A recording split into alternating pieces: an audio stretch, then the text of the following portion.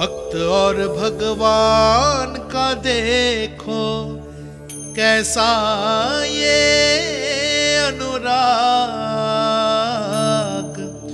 स्वयं करे सेवा प्रभु, अद्भुत गोपी का भाग्य। प्रभु इन सब पृथ्वीवासियों से कितना घुल मिल गए हैं। ना तो ये प्रभु को भगवान मानते हैं और ना ही प्रभु अपने आप को इनसे सर्वश्रेष्ठ समझते हैं। अपने आचरण से ये सिद्ध कर रहे हैं कि ये सभी में हैं और सभी इनका ही अंश है।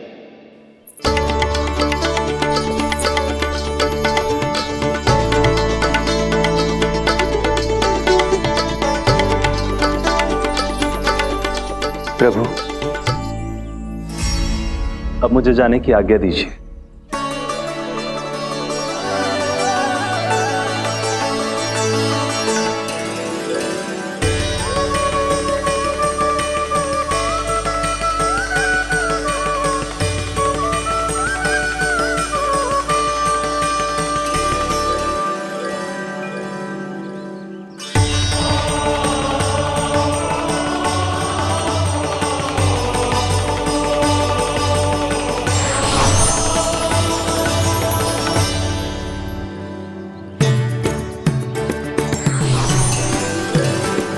कान्हा ने तो सच्ची में धन्वंतरी जी को बुला लिया था।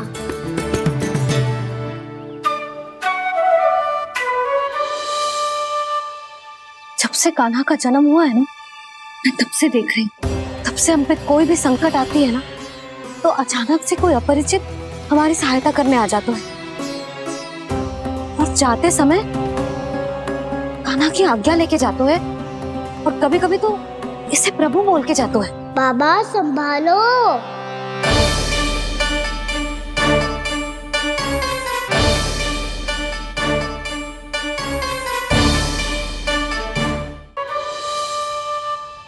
जब से कान्हा का जन्म हुआ है ना, मैं तब से देख रही हूँ, तब से हम पे कोई भी संकट आती है ना, तो अचानक से कोई अपरिचित हमारी सहायता करने आ जाता है और जाते समय कान्हा की आज्ञा लेके जाते है और कभी कभी तो इसे प्रभु बोल के जाते है।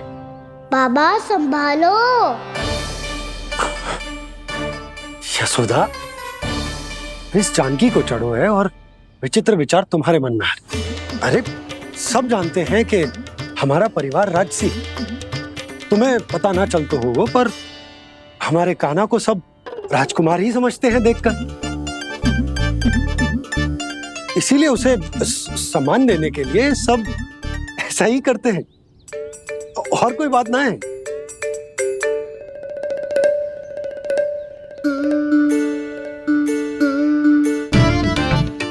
अब जे मेरे लल्ला को ऐसे क्यों घूर रहे हैं? बुरी दृष्टि लगाएंगे क्या? वैद्यराज जी, आपके सहायक तो गए, अब आप यहाँ क्यों? वो क्या है ना, मैं अपने रोगी का निरीक्षण करके पूरी तरह से संतुष्ट होकर ही जाता हूँ।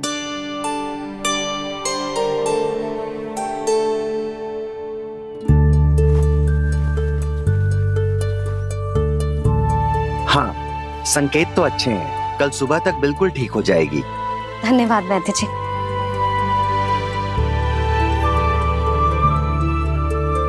बस तो फिर हम कल पकड़ पकड़ाई खेलेंगे जानकी।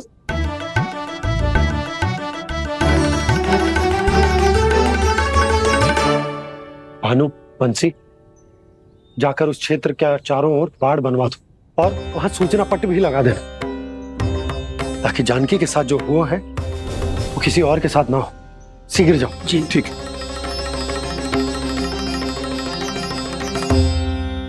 बाड़ और सूचना पट लगवाने से समस्या का समाधान नहीं होगा बाबा। निर्दोष पशु सूचना पट देखकर भी कुछ समझ नहीं पाएंगे।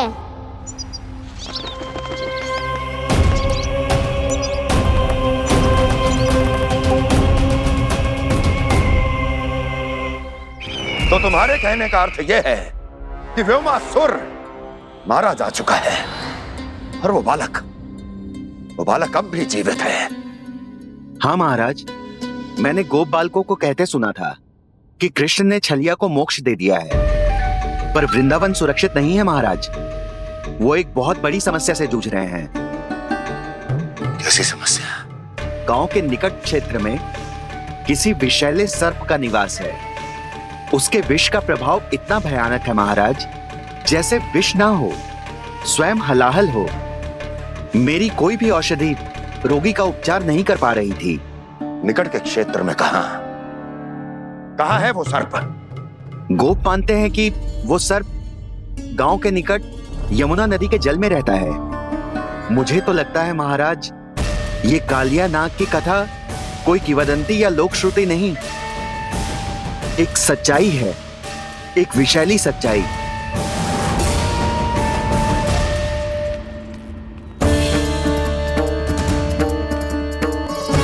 कालिया का सामना करने का समय आ गया है, पर उससे पहले मुझे बुलाना होगा उन्हें।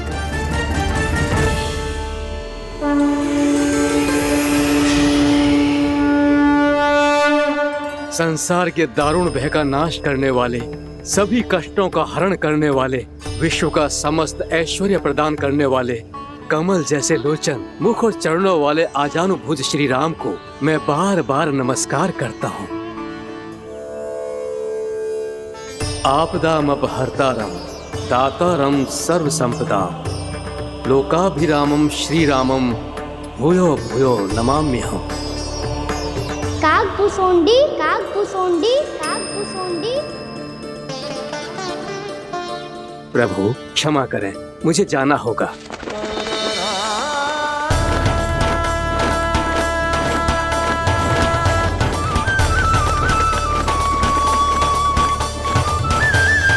प्रणाम प्रभु। अनेक बार मैं आपके दर्शनों के लिए आया प्रभु। कभी नंद भवन के झरोखों से आपके दर्शन करके चला जाता था, तो कभी दूर किसी वृक्ष की आड़ से आपको निहार लिया करता था। आज आपने स्वयं मुझे बुलाकर धन्य कर दिया प्रभु।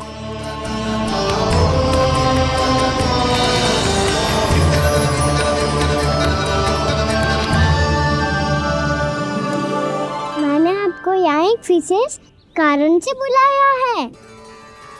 आपके श्राप से इस कालिया नाग को मुक्त करने का समय आ गया है।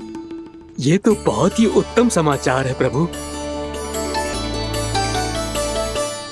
इतने वर्ष बीत गए, मुझे आज भी स्मरण है वो दिन जब मैंने उन्हें श्राप दिया था। अपने क्रोध पर नियंत्रण खोकर बहुत बड़ी भूल कर दी थी मैंने प्रभु।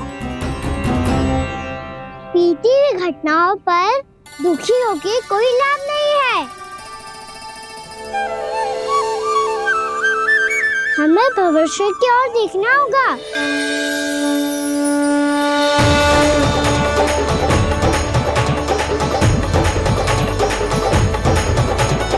आदेश कीजिए प्रभु, क्या आज्ञा है आपकी? जब मैं कालिया नाग का सामना करने जाऊं, तो आप यहीं रहिएगा। आपको अपने आप पता चल जाएगा कि कब क्या करना है।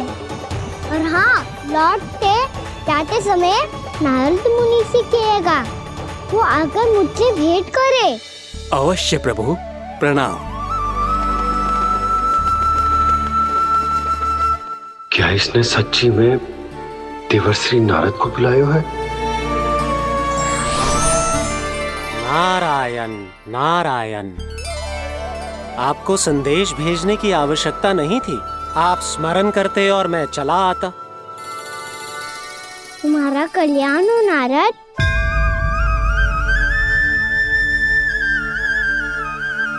मैंने तुम्हें एक विशेष कार्य के लिए बुलाया है। आज्ञा दीजिए प्रभु। तुम्हें एक बार फिर कंस से भेंट करनी होगी। विचार कीजिए महाराज, क्या आप बिना किसी शंका के कह सकते हैं कि कौन सी पंखुड़ी पहली है और कौन सी आठवीं? उस दुष्ट से भेंट करना स्वयं कीचड़ में उतरने के समान है प्रभु। कमल पुष्प प्राप्त करना हो तो कीचड़ में उतरना पड़ता है नारद। आपका आदेश तो मैं स्वप्न में भी नहीं टाल सकता प्रभु। कंस कालिया नाग के बारे में जान गया है, पर वो उसका सामना करने का साहस नहीं कर पाएगा। मैं आतुर हूँ प्राप्ति, मूर्ख नहीं। मेरी बुद्धि फिर नहीं गई है। मैं स्वयं उस कालिया जैसे महाविषैले सर्प के सामने खड़ा हो जाऊं और अपने ही काल को आमंत्रित कर लूं। तो फिर अपने लाभ के लिए उसका प्रयोग करने का कोई और उपाय सोचिए स्वामी। कुछ ऐसा कीजिए कि यमुना नदी का पूरा जल विषैला हो जाए और वृंदावन वासी उसका उपयोग करे और आपका काल कहलाने वाला वो बालक स्वयं काल के गाल में चला जाए। उत्तम उत्तम सुझाव है प्राप्ति। अब मुझे उस कालिया तक पहुंचने का मार्ग ढूंढना होगा, उसको विवश करने का कोई उपाय ढूंढना होगा, क्योंकि व्यक्तिगत रूप से उससे भेंट करना असंभव है, असंभव। आप सही कह रहे हैं प्रभु। कंस में उतना सामर्थ्य नहीं कि वो कालिया नाग का सामना स्वयं कर सके। वैसे तो कालिया गरुड़ देव का भी सम्मान नहीं करता, तो फिर वो कंस का सम्मान क्यों करेगा भला? नहीं करेगा, पर कंस तुम्हारा सम्मान अवश्य करेगा। नारद तुम्हारी बातें भी सुनेगा और मानेगा भी। ये मेरी योजना का बहुत ही महत्वपूर्ण भाग है।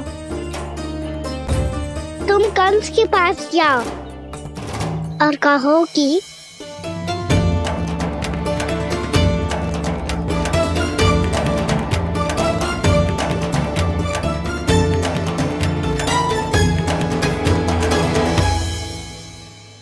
संतान अपने माता पिता को तीर्थ का सौभाग्य दिलाती, पर मेरा लल्ला कितना महान कि उसने हमारे घर को ही तीर्थ बना दिया। ऐसा तीर्थ जहां मेरी आंखों के सामने भक्त और भगवान का मिलन हो रहा है। जो आज्ञा प्रभु।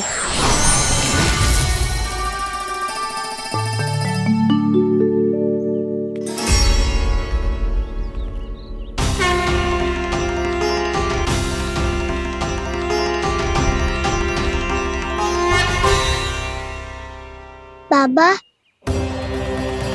कान्हा, ये सब क्या चल रहा है? पहले काग भुसुंडी जी और फिर जे नारद जी। क्या योजना बना रहे हो तुम? कान्हा, बताना लल्ला, क्या सोच रहे तू? कान्हा देख, अगर तुझे अपने बाबा को ना बताना हो ना, अपने भक्त को बता दे। क्या सोच रहे हो लल्ला? क्या करने वाले हो आप?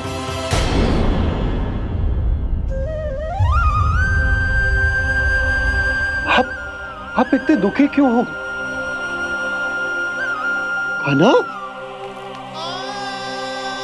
कान्हा, क्या होगा? क्योंकि मुझे आभास हो गया है बाबा, समय आने वाला है। कौन सा समय आने वाला है लल्ला?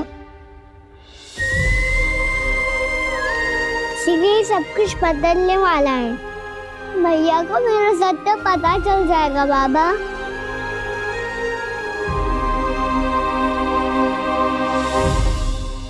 पर लल्ला, इसका काग भुसुंडी और कालिया नाग से क्या संबंध है? ऐसा क्या हुआ था और क्या होने वाला है?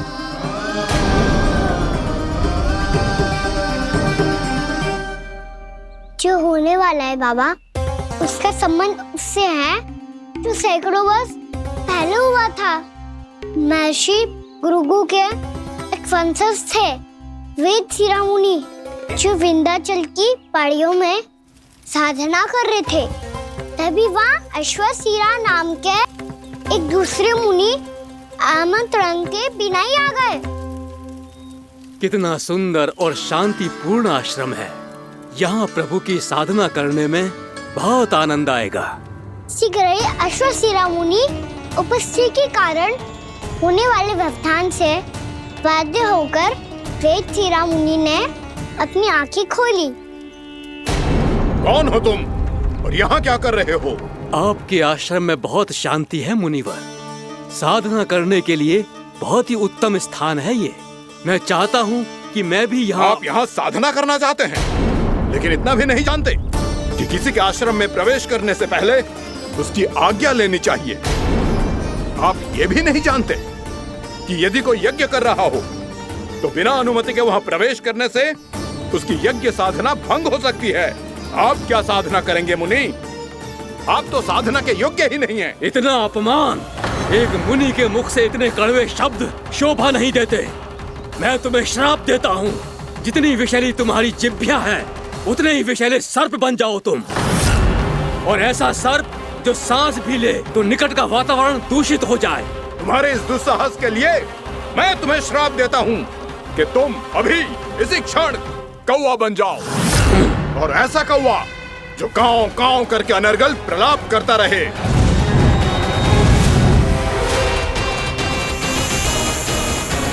ये मैंने क्या किया? ये मैंने क्या किया? क्रोध के कारण दोनों ने एक दूसरे को श्राप दे दिया।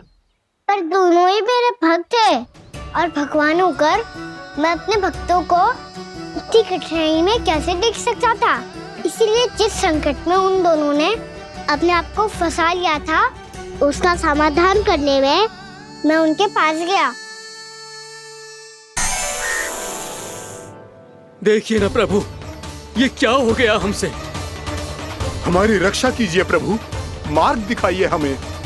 क्रोध पर नियंत्रण ना होने के कारण आप दोनों ने एक दूसरे को बहुत ही भीषण संकट में डाल दिया है।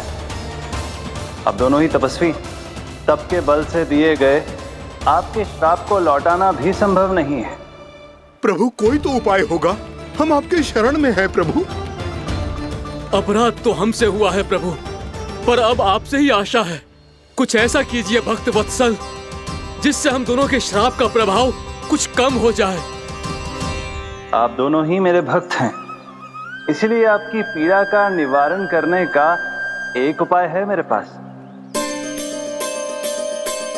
वेद शिरोमणि, जब आप कालिया नाग बनेंगे तो आपको मेरे चरणों को अपने शीश पर धारण करने का सौभाग्य मिलेगा।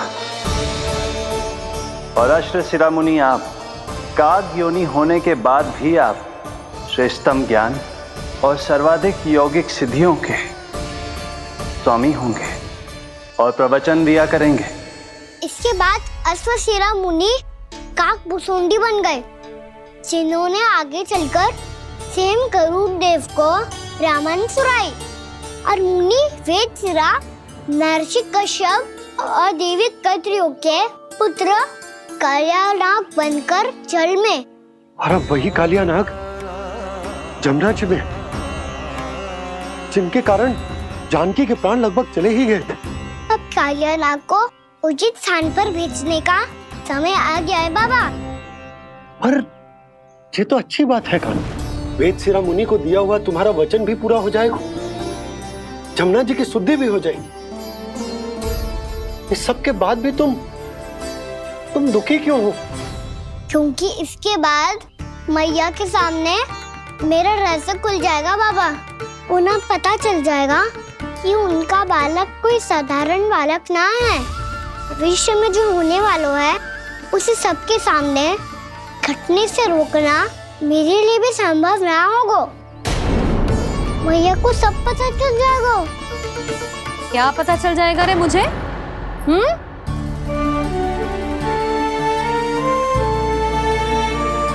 यही कि सबसे अधिक प्रेम मैं आपसे ही करता हूँ।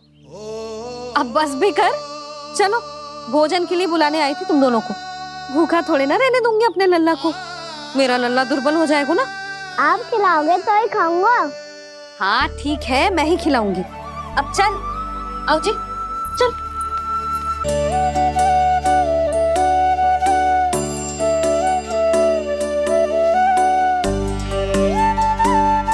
मैया खेलो ना मेरे साथ।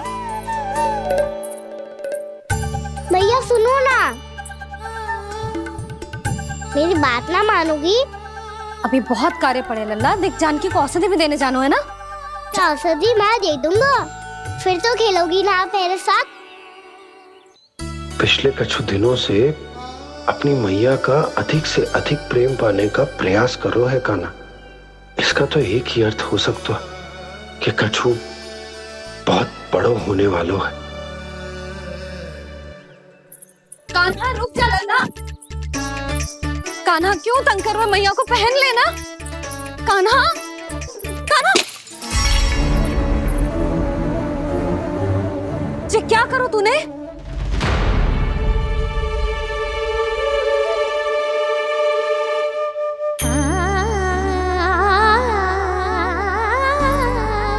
अच्छा ठीक है, अब मुंह लटकाने की आवश्यकता ना है। ये ले।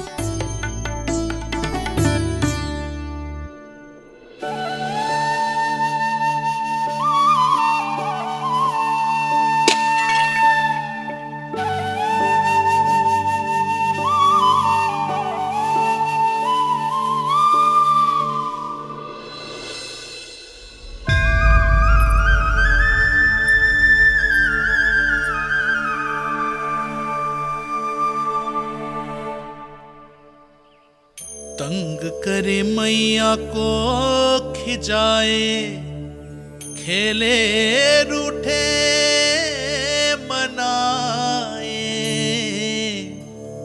लीला अनोखी करके शरारत, कान्हा दंड भी पाए।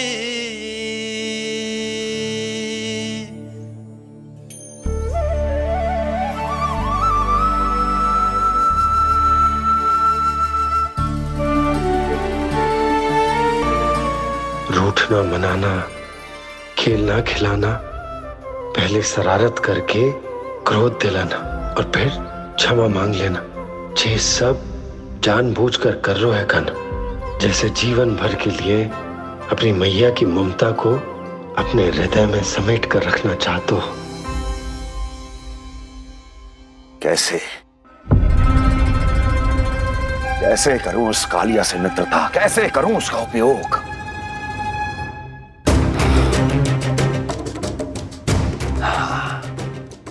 उस पर आक्रमण कर देता हूं और उसे किसी ना किसी तरह से यह विश्वास दिला देता हूं कि यह आक्रमण उस विष्णु अवतार ने किया है। फिर वो क्रोध में आकर सारे वृंदावन वासियों को अपने विष से समाप्त कर देगा। उचित है, ये उचित है। नारायण हरि, नारायण हरि।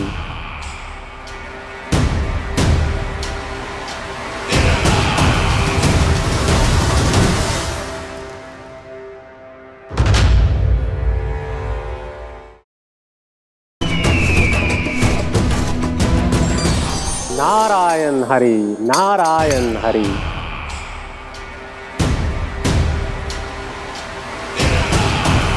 प्रणाम देवर्षि। किस योजना में कितना लाभ है और कितनी हानि, यह आंकलन करते करते थक गए होंगे मथुरा नरेश। देवर्षि, आज मेरा ध्यान कैसे आ गया आपको? आप तो सदैव ही मेरे ध्यान में रहते हैं महाराज कंस। सत्य तो यह है कि मथुरा में जो भी हो रहा है मुझसे छिपा हुआ नहीं है।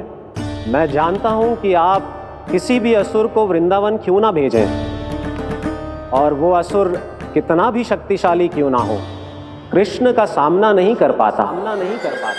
या तो पराजय स्वीकार करके आपके पास लौट आता है, या तो फिर वीर गति को प्राप्त हो जाता है।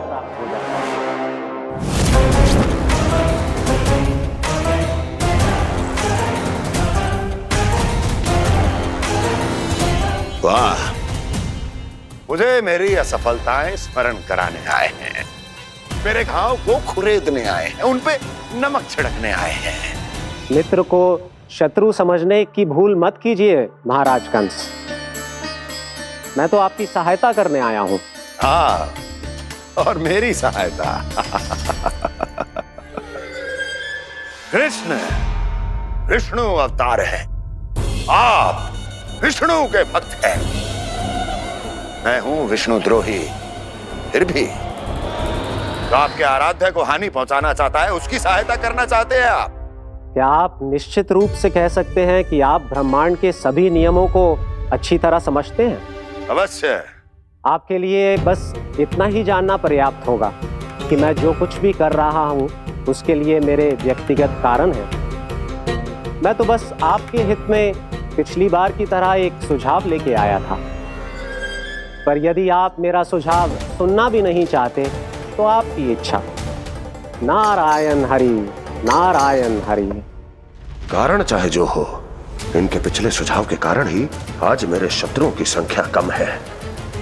अन्यथा मैं देवकी के अन्य पुत्रों को भी जीवित छोड़ देता, और आज वो सब अपने भाई के साथ मिलकर उसकी शक्ति को अनेक गुना बढ़ा देते। ठहरिए देवऋषि।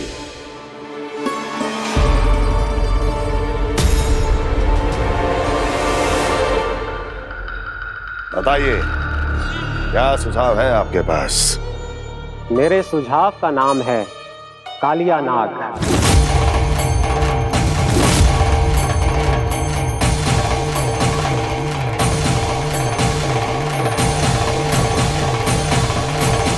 उसके विषय में मैं जानता हूं देवऋषि। तो समस्या यह है कि मैं स्वयं उससे मिलने नहीं जा सकता, उससे भेंट नहीं कर सकता। उस कृष्ण की हत्या के लिए उसको वृंदावन जाने के लिए तैयार नहीं कर सकता। तो मत जाइए उसके सामने, और ना उसे भेजिए कृष्ण के सामने। हर बार आप किसी न किसी असुर को अपने शत्रु के क्षेत्र में भेजते हैं, जहां शत्रु उसका सामना करने के लिए पूरी तरह से तैयार होता है और आपका असुर मारा जाता है। इस बार शत्रु को युद्ध स्थल चुनने का अवसर मत दीजिए महाराज। इस बार योजना का जाल ऐसे बुनिए कि कृष्ण स्वयं उसके पास जाने के लिए विवश हो जाए। कालिया नाग स्वयं काल है, मृत्यु का दूसरा नाम है। उसके विष का उपयोग अपने लाभ के लिए कीजिए महाराज। वैसे कालिया के विष की अधिकता का अनुमान तो होगा ही आपको।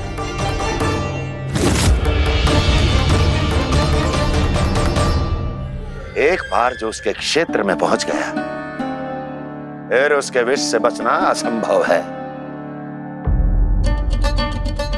उचित सुझाव है देवर्षि, उचित सुझाव है। देवर्षि, उस छलिया विष्णु की भक्ति करते करते आप भी उसके रंग ढंग सीख गए हैं। उचित है, उचित है।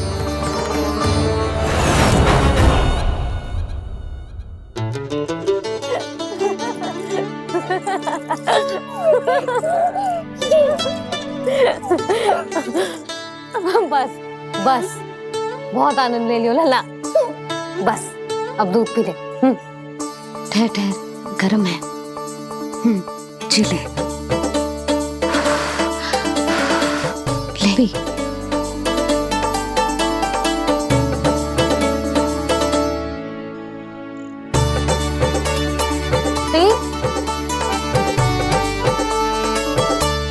मैं ना होती तो ना जाने क्या होता तेरा।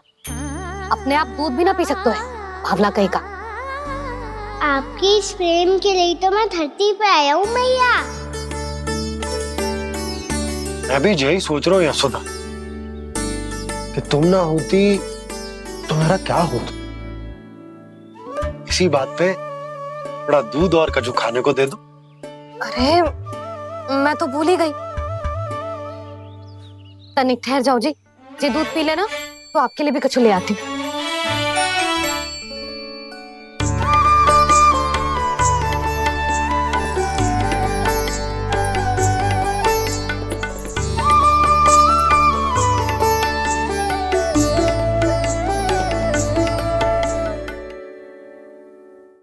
प्रणाम महाराज। आपकी आज्ञा के अनुसार बिल्कुल वैसा ही पत्र तैयार किया है जैसा आप चाहते थे।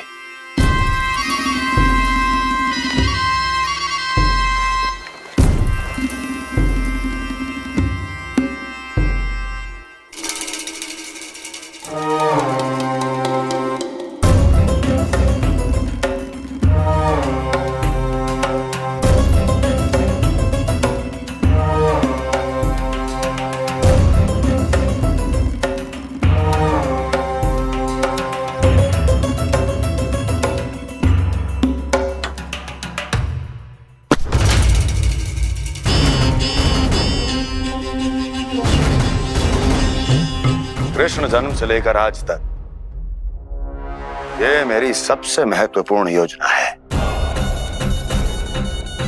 इसका सफल होना निश्चित है दूत, किंतु केवल वही करना जैसा मैंने कहा है। जाओ।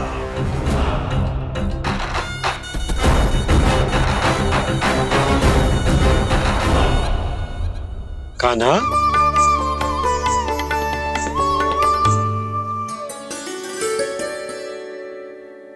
क्या होगा? बाबा मैं चाहता हूँ कि मैया की स्वमता क्रिस्टल फ्रेम की वर्षा मुझ पे सरते ऐसे होते रहे। वो तो होती रहेगी लल्ला। अपने लल्ला के लिए किसी मैया का प्रेम कभी कम हो सकता है भला? नंदराज, वो मथुरा से एक दूत आयो है महाराज कंस का राजपत्र लेके।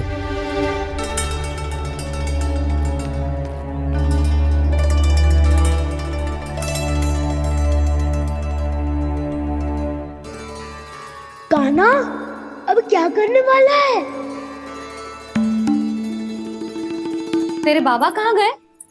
हाँ? कंस मामा का खेल आरंभ हो गया है, पर मैया वो सब सुनेगी तो व्यर्थ चिंतित हो जाएगी। बस थोड़ा बाहर गया मैया, कछु खा लिए से। बाहर इस समय? मैया क्या होगा? मैया देखो ना, पीठ पे कछु हो रहा है। मेरा हाथ ना पहुंचो, आप करो ना। यहाँ? क्षमा करना मैया, पर अभी बाबा को ही संभालने दो ये सब। कहिए, क्या संदेश लाए हैं आप? नहीं नंदराज, नहीं। महाराज कंस का आदेश है कि ये संदेश सभी गांव वालों के साथ ही पढ़ा जाए। ठीक है, मैं गांव वालों के सामने पढ़ दूंगा, पर मुझे तो दीजिए पढ़ने के लिए। महाराज की आज्ञा का पालन करना आपके लिए भी आवश्यक है नंदराज। सभी गांव वासियों की सभा बुलाइए। बंसी, सभी गांव वालों की सभा बुलाओ। राजपत्र में ऐसा क्या संदेश भेजो है कंस ने? अब मेरे पत्र को पढ़कर सब भौचक के रह जाएंगे। और वो कृष्ण, उस कृष्ण के पांव के नीचे से तो भूमि खिसक जाएगी, आकाश फट पड़ेगा, बिजलियां गिर जाएंगी। प्राप्ति, ओ प्राप्ति, कंस का पत्र स्वयं को बहुत अधिक शक्तिशाली समझता है ना वो। अब देखता हूं कैसे वो इस महासंकट का सामना करता है। वो कृष्ण, वो अपनी मृत्यु स्वयं चुनेगा या मृत्यु की वेदी पर चढ़ा देगा। प्रिय वृंदावन वासियों को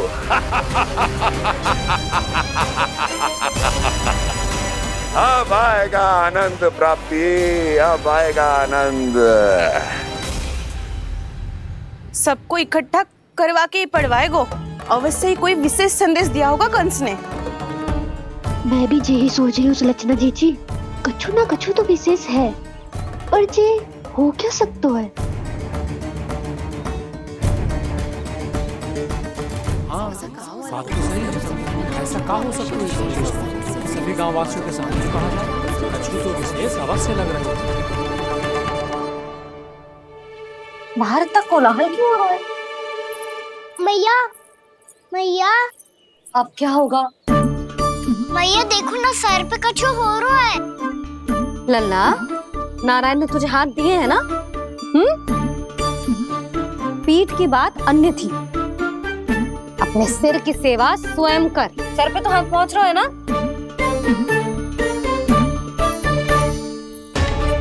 मैया सुनो ना, मैया देखो ना, तीव्र कर कछु हो रहा है। मैया देखो ना, तीव्र कछु हो रहा है।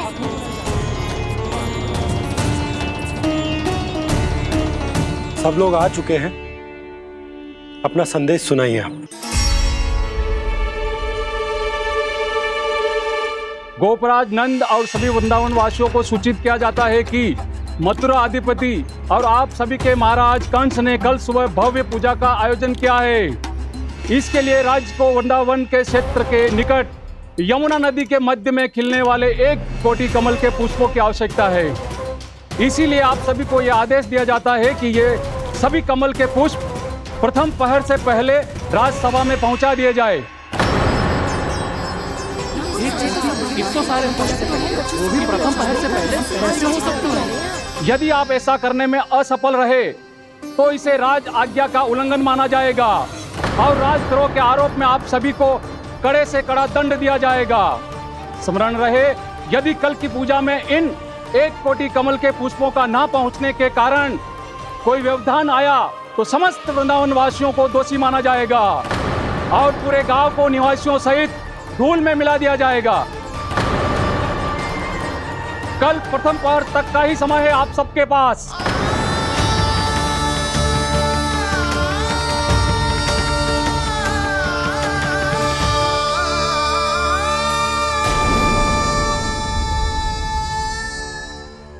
कमल पुष्प, वो भी कल प्रथम प्रहर में?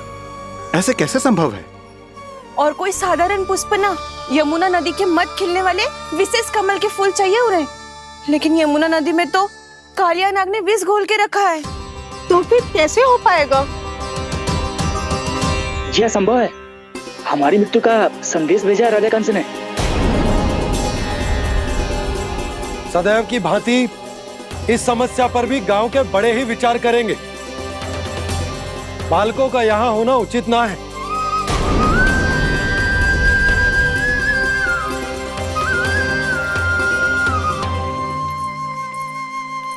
लल्ला, ले जे गेंद ले, जा अपने सखाओं के साथ खेल। सुबह उज्जवल, मधुमंगल वसंता, देखो भैया ने क्या दिया है। चलो खेलें, बहुत आनंद आएगा आज।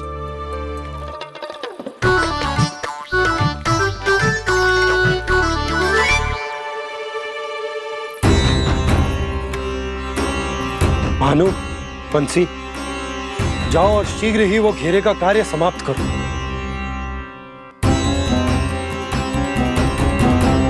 पर कछु ना कछु तो करना पड़ेगा ना।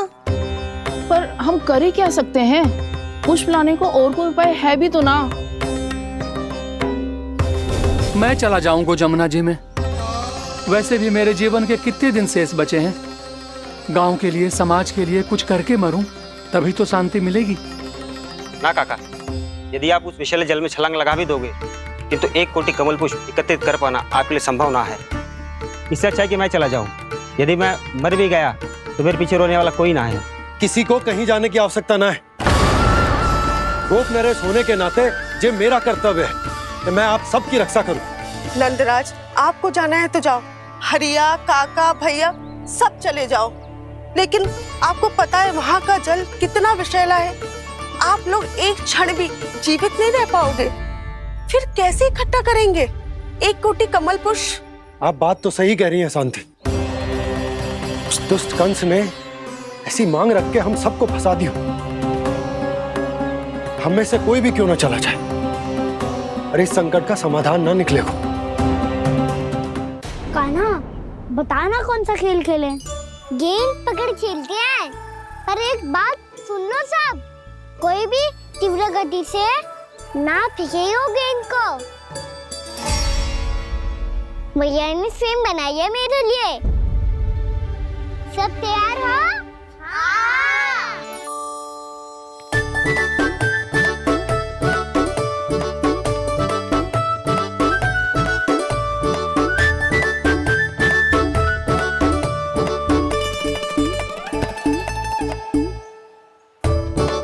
मुझे दो।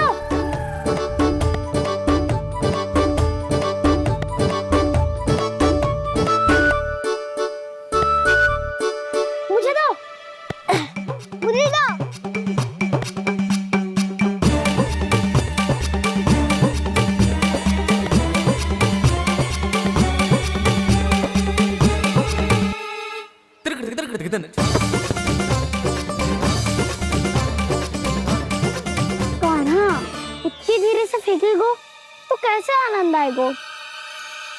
थोड़ा बल लगा के फेंक। हाँ कान्हा, हम अभी बड़े हो गए हैं, तू अब भी छोटे बालकों की तरह फेंक रहा है।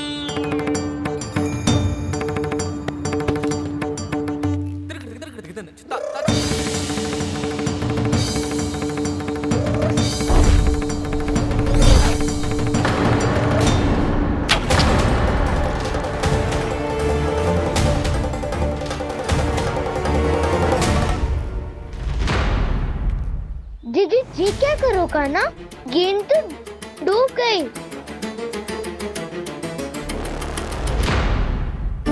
अच्छा, तो ये सब इसकी योजना का भाग था ताकि ये कालिया का सामना कर पाए।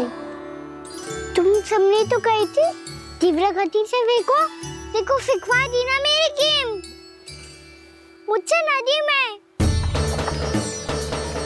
अब मुझे जाके लानी पड़ेगी। रुक जा कान्हा। जी क्या बोल रहे थे कान्हा? इसमें तो बहुत संकट है। कोई भी संकट मेरी मैया का उपहार खोने से बड़ा ना है। बहुत प्रेम से बना के उन्होंने दी थी। हे नारायण, कोई उपाय समझ में ना आ रहा है। भैया, हम कैसे करेंगे हम अपने गांव की रक्षा? कीड़े पड़ेंगे उस दुष्ट को। यदि उसके कारण किसी के प्राण चले गए तो कौन सा फल मिलेगा उसे इस पूजा का? तुम सही कह रही हो यशोदा, और हमारे पास कोई और दूसरा विकल्प भी तो ना है। यदि हमने मथुरा की राज आज्ञा का पालन ना किया तो इसका दुष्परिणाम पूरे गांव को भुगतना पड़ेगा।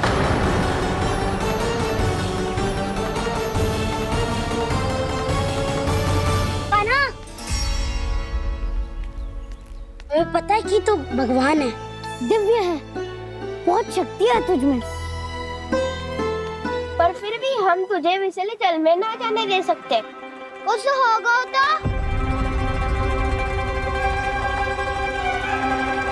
तुम सब इतनी हट कर रहे हो तो ठीक है, ना जाऊंगा।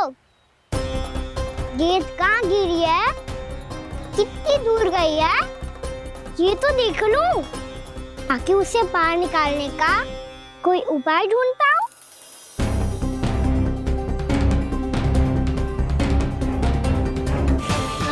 हाँ।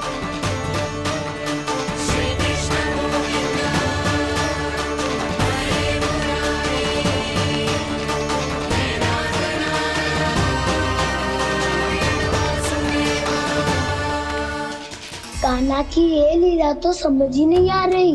पहले इसने देवर्षि नारद को मथुरा जाकर कंस को भड़काने के लिए कहा, फिर स्वयं ही दुखी भी हो गया कि अब इसका रहस्य सबके सामने खुल जाएगा।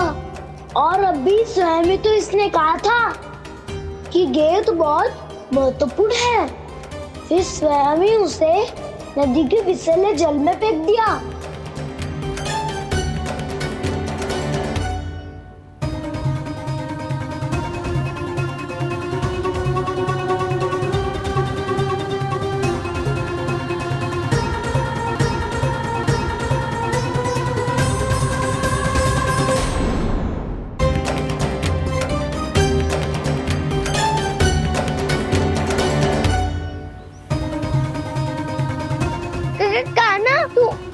ऊपर क्यों चढ़ रहा है? अरे ऊंचाई से देखूंगा तभी तो गेंद दिखेगी।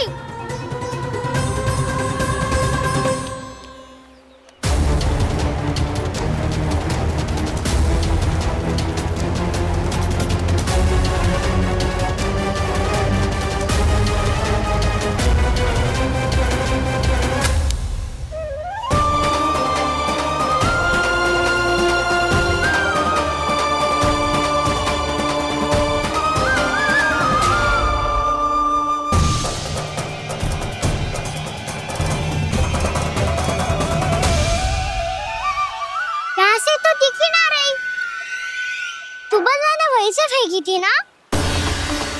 ना वहां से फेंकी थी। कहाँ से? नहीं कहना वहां से। समझ ना आ रहा, ठीक बताना कहाँ से फेंकी थी?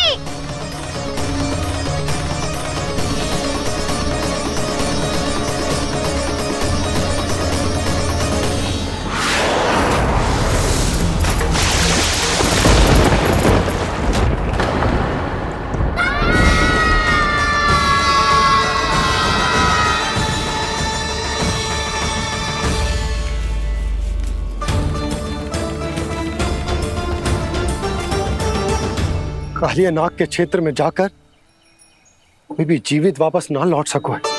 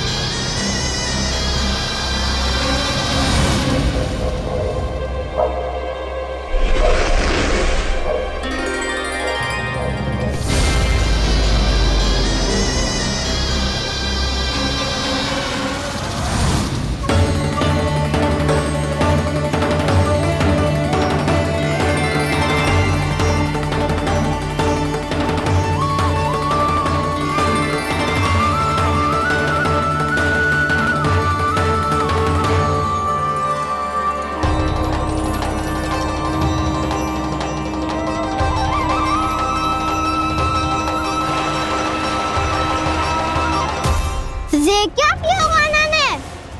कालिया नाग तो उसे देखते ही निकल जाएगा।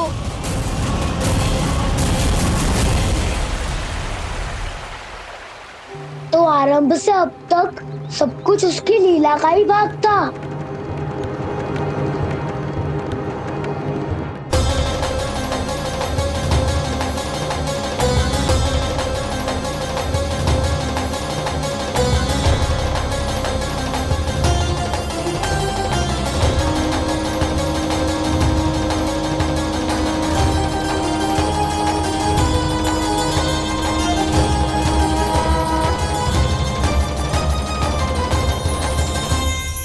इतना सुंदर रूप, मन मोहने वाली मुस्कान, अद्भुत तेज और भगवान जैसी दिव्यता। कौन हो तुम? हाँ, तुम्हें देखकर तो हम सब सम्मोहित ही हो गए।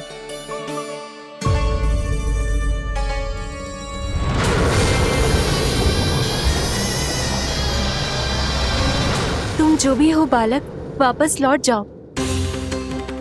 हमारा हृदय तुम्हें ही देखते रहना चाहता है, किंतु यदि हमारे पति जाग गए तो तुम्हें अवश्य हानि पहुंचाएंगे।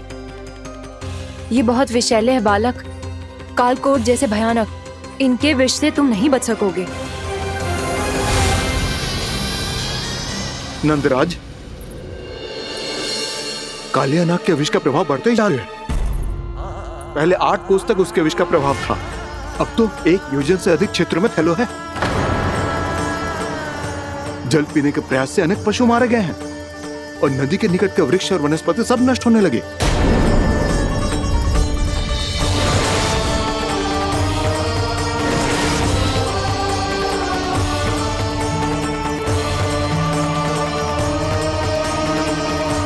इनके विष की तीव्रता इतनी अधिक है बालक कि इनके संपर्क में आने वाले को तड़पने का भी अवसर नहीं मिलता। इनके विष की अग्नि क्षण भर से भी कम समय में प्राणवायु को जलाकर राख कर देती है।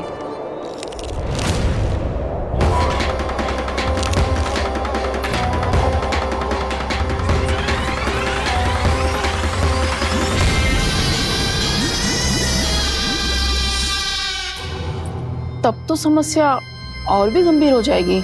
मैंने तो सुनो है कि कालिया नाग कम से कम 2 योजन लंबा है, सैकड़ों फन है उसके।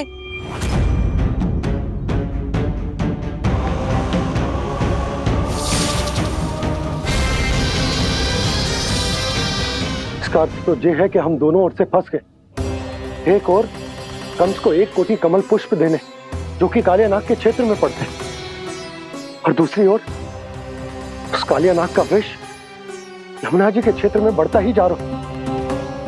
इसके कारण हम ही नहीं, निर्दोष पशु पक्षी भी संकट में। इन दोनों समस्याओं का एक ही समाधान है, उस कालिया नाग का सामना करना।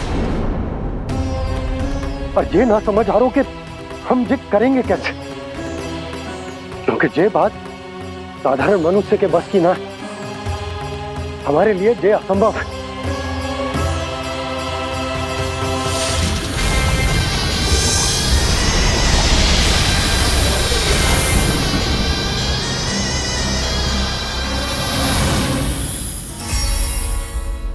अब तो तुमने अपनी आंखों से भी देख लिया बालक, ये कितने विषैले हैं। नींद में भी विष उगलते हैं। इससे पहले कि तुम्हें कुछ हो जाए, चले जाओ यहाँ से, मान लो हमारी बात। आप सब मुझे जानती भी नहीं और फिर भी मेरी इतनी चिंता कर रही हैं आप। माँ की ममता भेदभाव नहीं जानती। तुम भी किसी के पुत्र हो और हम सब भी माँ हैं। एक माँ को हर बालक में अपनी ही संतान दिखाई देती है।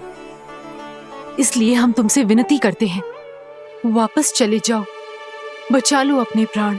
मेरी चिंता मत कीजिए, मुझे कुछ नहीं होगा। होगा, अनर्थ होगा यदि ये उठ गए तो।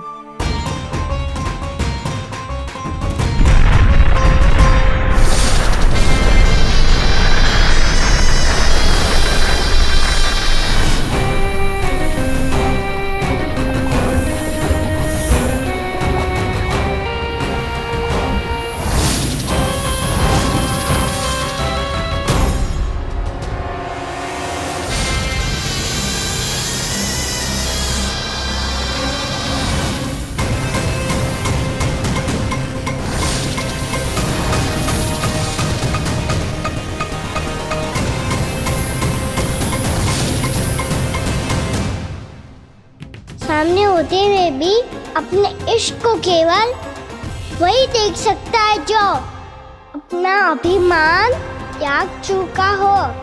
पर पूर्व जन्म में मेरा भक्त होने के नाते मेरा सत्य स्वरूप देख पाने में मुझे इसकी सहायता करनी चाहिए।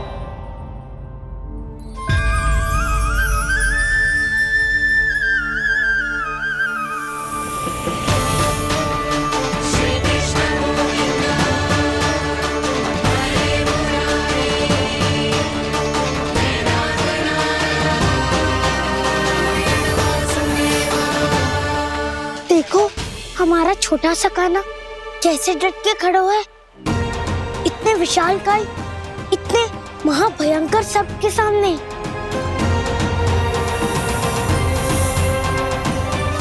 ये कोई भगवान नहीं है जो इसके सामने हाथ जोड़ रही हो तुम सब।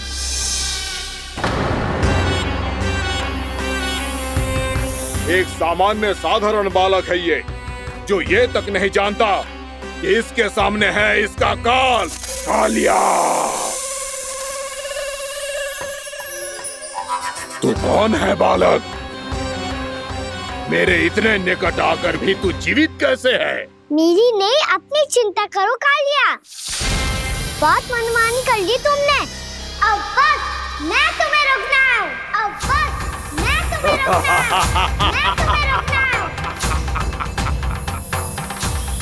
बित्ते भर का है तू, मेरे विष के बारे में जानता ही क्या है? और कहता है मुझे रोकने आया है। किससे? किससे रोकना चाहता है तू मुझे? मुझे क्रोध दिलाने की भूल मत कर बालक। अपनी फुंकार से ही तेरी इस मुस्कुराहट को अंतिम मुस्कुराहट बना सकता हूं मैं।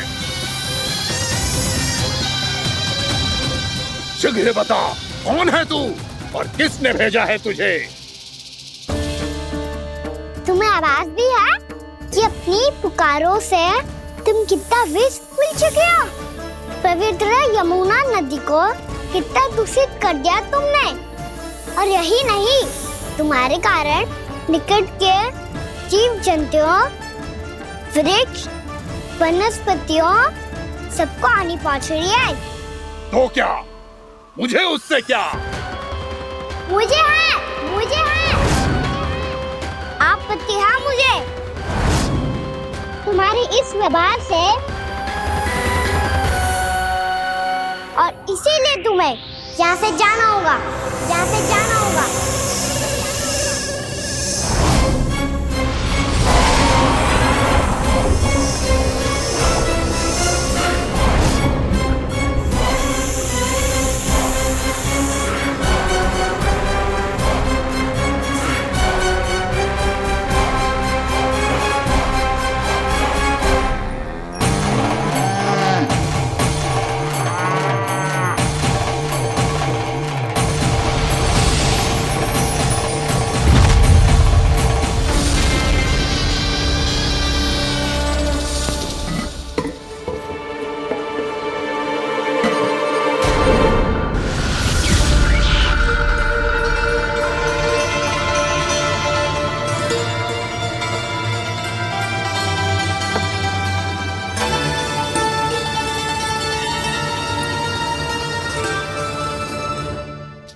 मुझे आदेश देने का साहस भी कैसे किया तूने? इस क्षेत्र को मैंने अपना राज्य बनाया है, मेरा परिवार रहता है यहाँ, और तू मुझे यहाँ से जाने के लिए कह रहा है?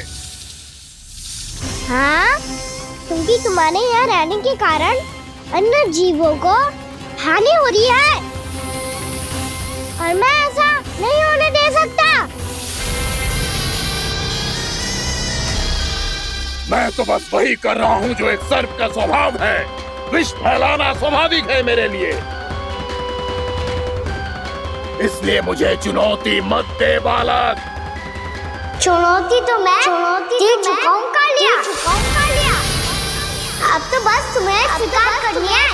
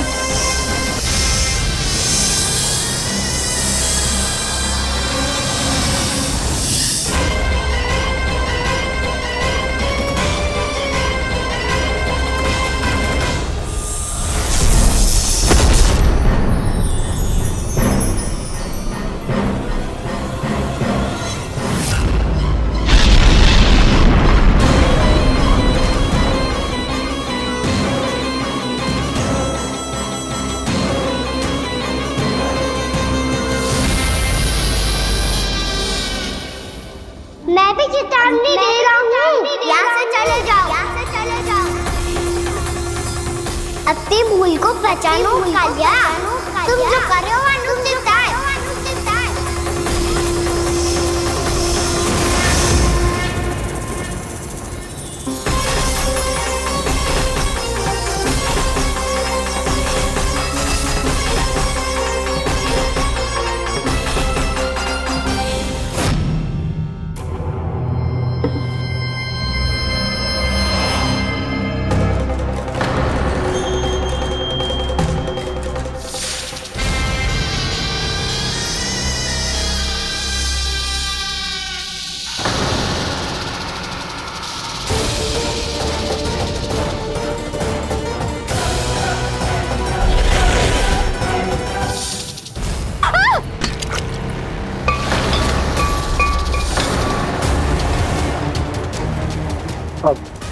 मैं आता हूँ। क्या हो गया सुधा? मुझे आवाज हो रहा है जी, कछु ना कछु गड़बड़ है। यशोदा, जो समस्या हमारे सामने है, हम सभी उसका समाधान खोजने में जुटे। तुम विश्वास करो, मैं कोई ना कोई समाधान अवश्य ढूंढ लूंगा। हम कैसे भी करके वो कमल के पुष्प उस कंस तक पहुंचा देंगे। नाना, समस्या उससे कहीं अधिक है, उससे कहीं अधिक बड़ी, उससे कहीं अधिक भयानक है।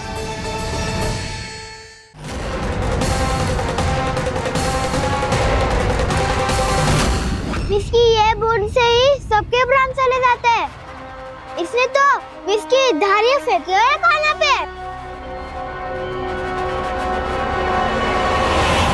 कान्हा कैसे बच्चे को अधिक विष से?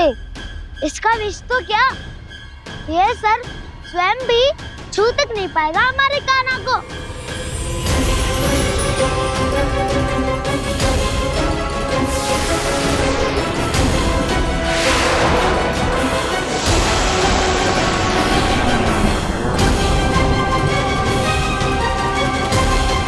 तुम्हारे सखा को, मेरे भाई को कोई हानि नहीं पहुंचा पाएगा। ये कान्हा का सत्य चाहे जो हो बलराम, पर अभी तो जो एक बालक ही है ना। देखो कैसे विष के कारण स्थिर हो गया है।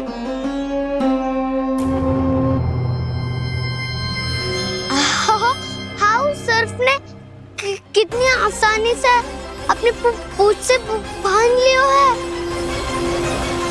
मुझे यहाँ से भगाना चाहता था ना तू? अब मैं तुझे दिखाऊंगा अपना सामर्थ्य। ये मूर्ख किसे बांधना चाहता है अपनी पूंछ में? उन्हें जिनका विस्तार सारे ब्रह्मांड में है, या उन्हें जो स्वयं अनंत है? पर देवराज, प्रभु ऐसा करने ही क्यों दे रहे हैं कालिया को? आप सब भूल रहे हैं देवगण। कालिया पूर्व जन्म में प्रभु का बहुत बड़ा भक्त था। उसी भक्ति का फल मिल रहा है अब इसे। वैसे भी भक्तों के मन का भाव सबल हो तो भगवान तो सहज ही बंध जाते हैं।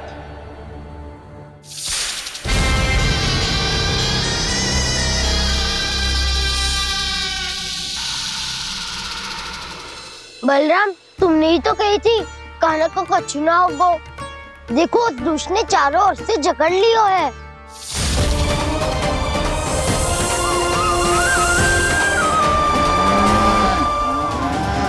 ये क्या कह रही हो तुम?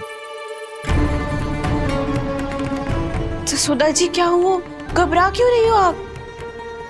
सुलोचना, मुझे आभास हो रहा है कुछ बहुत बड़ी अनहोनी हो गई है। नंदराज, नंदराज, नंदराज!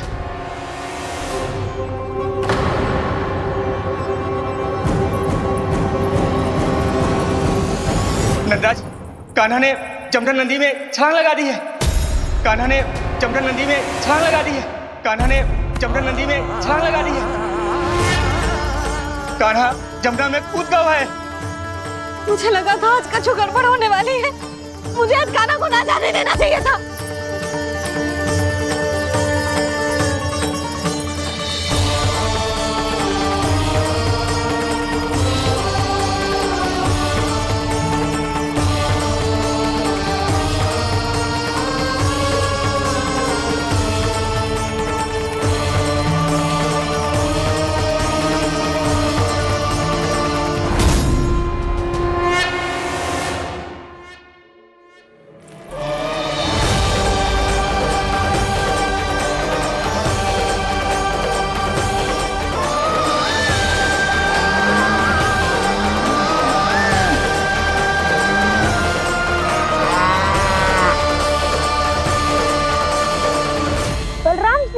करो ना।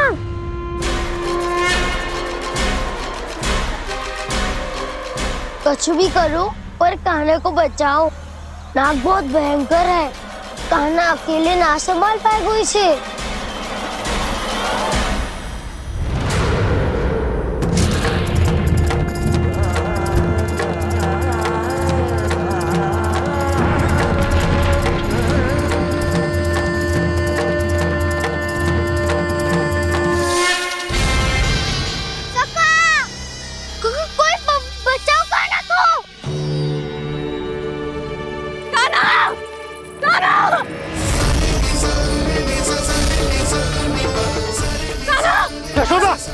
यशोदा रुको। छोड़ दो मुझे, छोड़ दो मुझे। जीजी संभालो, बावली हो गई ना। जीजी संभालो। कान्हा, कान्हा।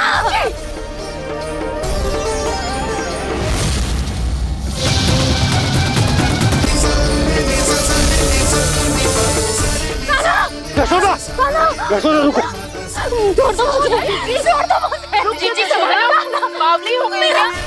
जीजी संभालो। कान्हा, कान्हा। देखो अब कैसे तुम्हारे अस्थियों को तोड़कर छोटे छोटे टुकड़ों में बदल दूंगा मैं।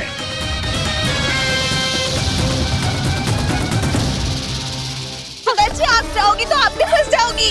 अपने लल्ला के लिए मैं किसी भी संकट का सामना करने के लिए तैयार हूँ। छोड़ो ना यशोदा, हमें कोई और उपाय खोजना पड़ेगा। कोई और उपाय? आप देख ना रही मेरा कान्हा किस दशा में है। कान्हा मैया के वश में नहीं है, नहीं तो ये अपने लल्ला के लिए साक्षात काल का भी सामना कर ले। ये तो केवल कालिया नाग है। हे नागराज, आप मेरे प्राण ले लो पर कान्हा को छोड़ दो। ना नागराज, आप मेरे प्राण ले लो, मैं विरोध भी ना करूंगी। ना नागराज, आप मुझे मार दो पर मेरे कान्हा को छोड़ दो।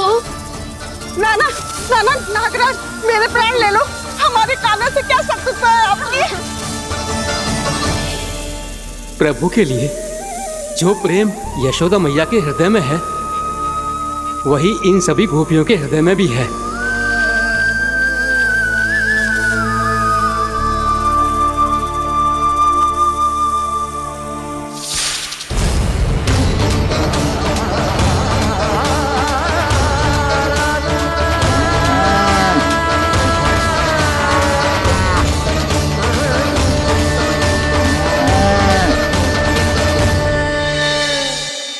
यशोदा, यशोदा,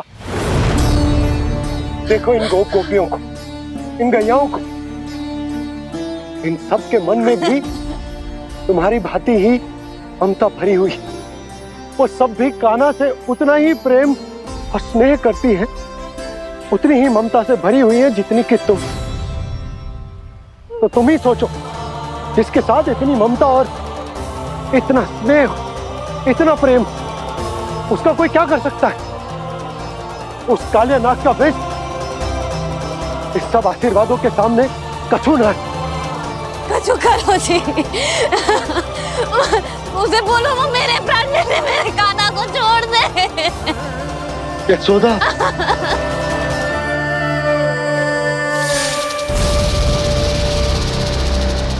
केवल इन्हीं में नहीं देवराज, नाग पत्नियों के हृदय में भी ममता का वही प्रेम उमड़ रहा है। देखिए। मैं आपके हाथ जोड़ती हूँ स्वामी, इस बालक को छोड़ दीजिए। ये अवश्य ही कोई दिव्य आत्मा है स्वामी। हम आपसे विनती करते हैं स्वामी, इस नन्हे बालक को हानि मत पहुंचाइए स्वामी। मेरी पत्नियां मेरे ही शत्रु के लिए विनती कर रही हैं। अब यदि इसके पक्ष में एक शब्द भी कहा तुम सबने, तो मैं इस बालक से पहले तुम सबके प्राण ले लूंगा। हो रहा प्रसन्न नाग कालिया, विजय को निश्चित जान। रोते बिलखते व्याकुल सब, संकट में देख कान्हा के प्राण।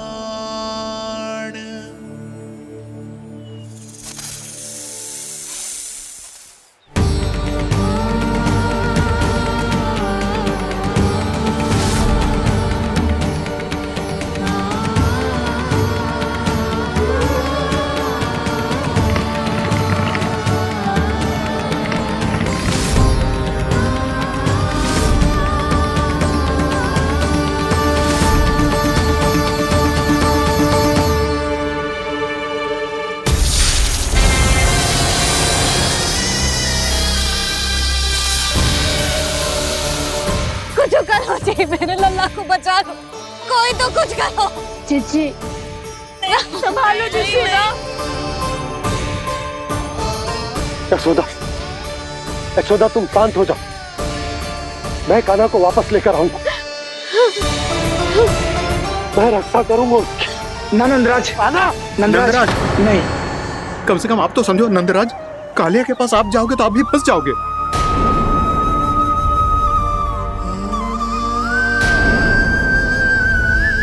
बलराम, तेरा भाई इतनी भीषण संकट में है और तुझे जरा भी दुख ना हो रहा? क्या आप सब अब तक नहीं समझ पाए कि कान्हा सच में कौन है?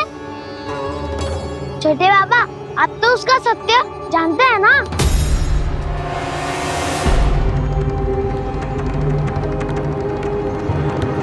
मानता हूँ कि आप सब कान्हा के रहस्य के बारे में नहीं जानते, पर क्या उसके जन्म से आज तक घटी एक से बढ़कर एक विचित्र घटनाओं को भी भूल गए हैं आप सब?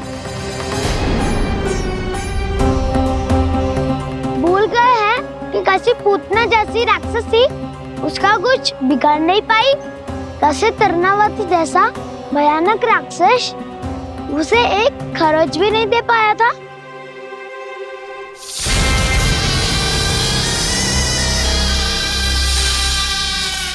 आप सबने अपनी आंखों से देखा था ना, बकासुर से कान्हा की रक्षा करने देवता स्वयं आए थे, पर सत्य तो ये है कि वो सभी देवता भी उस असुर के सामने असमर्थ हो गए थे। तब कान्हा बहुत ही आसानी से उस भयंकर असुर का वध किया था।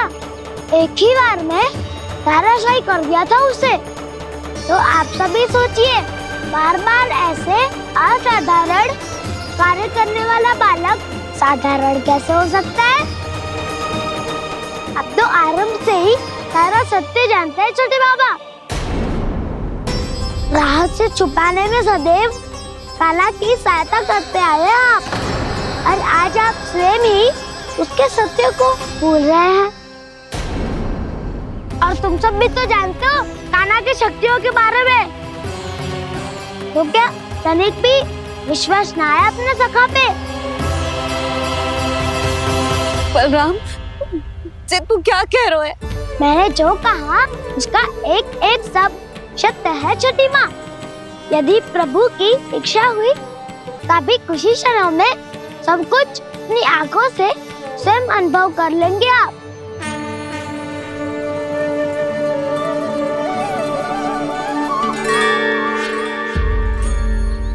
शांताकारं भुजगशयनं पद्मनाभं सुरेशं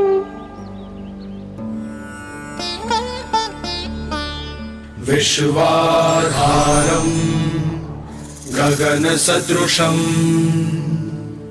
मेघवर्णं शुभांगं लक्ष्मीकान्तं कमलनयनं योगी वीरध्यानगम्यं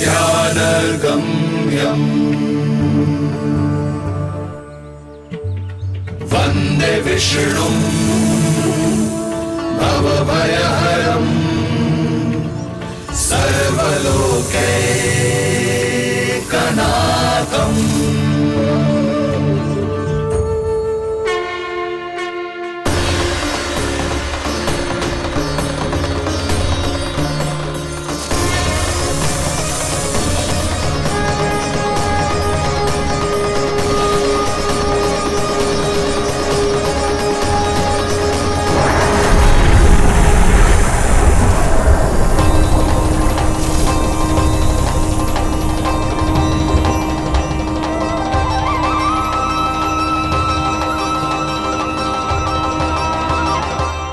तुझे क्या लगता है बालक कि तू मेरी जकड़ से निकल गया तो अब बच जाएगा तू?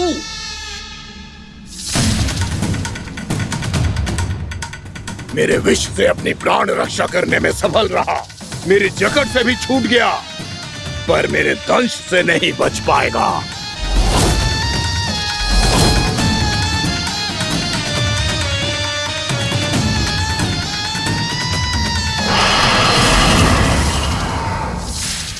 अब भय से भाग रहा है, पर मैं तुझे मृत्यु देकर रहूंगा।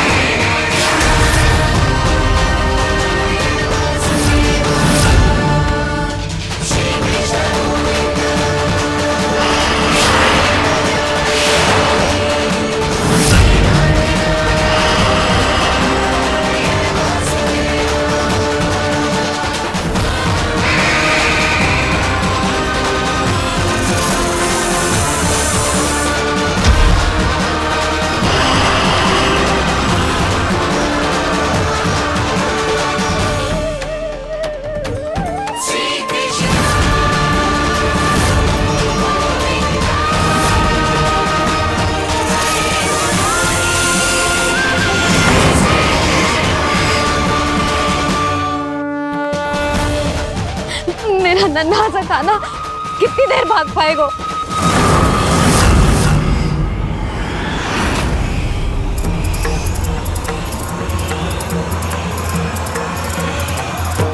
और कितनी प्रतीक्षा करोगे मेरी भक्त कालिया? भक्त नहीं, काल हूं मैं तेरा। जब अहंकार का मुकुट बुद्धि को ढक लेता है तो भक्त अपने भगवान को भी नहीं पहचान पाता। व्यर्थ की पहेली में मत उलझा बालक। ना मैं भक्त हूँ और ना तू भगवान।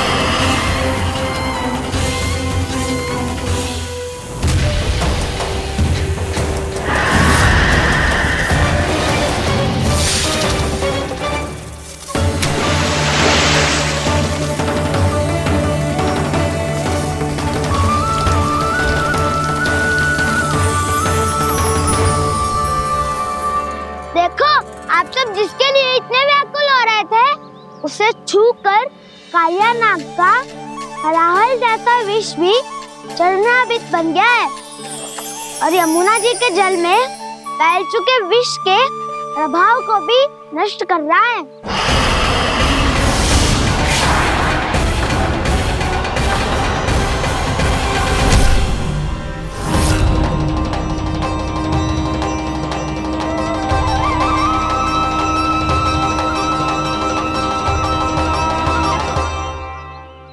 धर्म रक्षक अधर्म विनाशक प्रभु श्री कृष्ण का कौशल सचमुच अद्वितीय है। नारायण नारायण।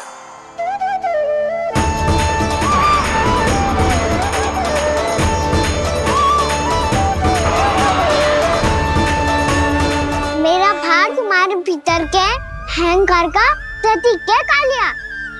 अब तुम्हारा अहंकार, तुम्हारा अनपान मेरे पाँव के नीचे है और तुम्हारी पूंछ अर्थात तुम्हारे प्राण मेरे हाथ में। अब तुम क्या करोगे भक्त?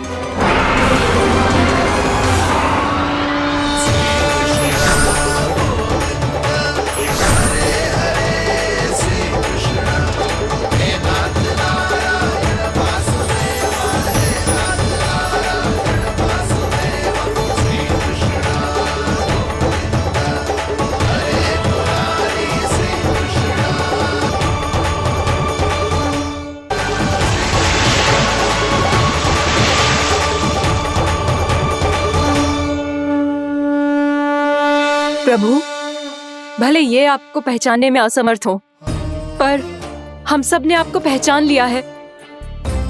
हाँ प्रभु, एक भक्त होने के नाते और एक अर्धांगिनी और माँ होने के नाते मैं आपसे इनके प्राणों की भिक्षा मांगती हूँ।